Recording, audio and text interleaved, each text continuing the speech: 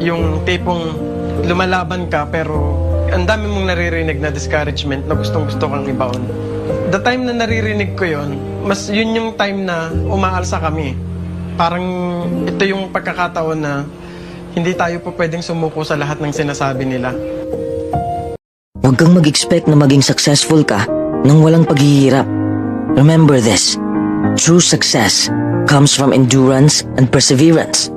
Kung madali lang maging successful sa buhay, edi sana'y successful na tayong lahat, di ba? Huwag mong iasa sa swerte ang buhay mo. Invent opportunity and embrace your failures. Maraming taong hihila sa'yo pababa, pero huwag kang magpapahila sa kanila. Huwag kang makinig sa mga taong toxic. Oo, mapapagod ka sa iyong paglalakbay. Dadaanan mo ang mahihirap na sitwasyon. Darating ka sa punto na mawawalan ka na ng ganang gawin ang passion mo at mabibigo ka. Ang punto ko lang, the next time you fail at something, congratulate yourself. It is an achievement. You're one step closer to actual success.